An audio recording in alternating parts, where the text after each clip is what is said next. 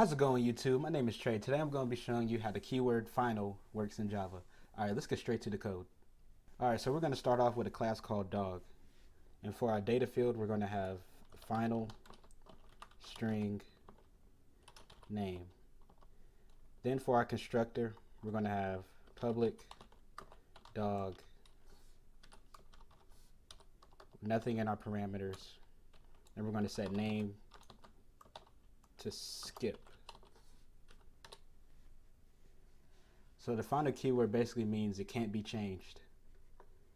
So let's say we have a method called public void change name, and then we have string new name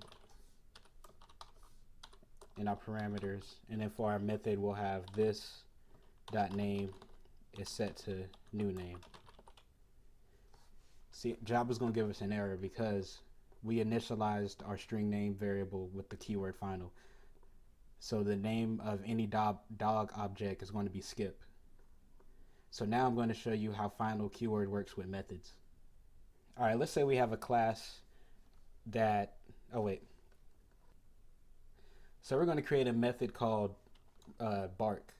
So public final void bark. And inside our method, we're going to have system out print roof. All right, so let's try to create a class that's a child of dog. Let's say class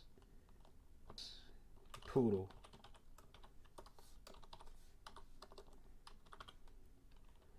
And let's say we try to call on the bark class in our poodle. So let's say public final void bark. Let's say, let me go back. Class poodle extends dog.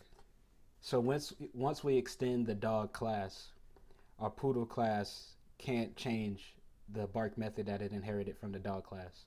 So for the final keyword for methods means that the method can't be changed even when it's passed on to another subclass or a child class. So that pretty much sums up how the final keyword works in Java. If you have any questions, comment below. All right, thank you for watching.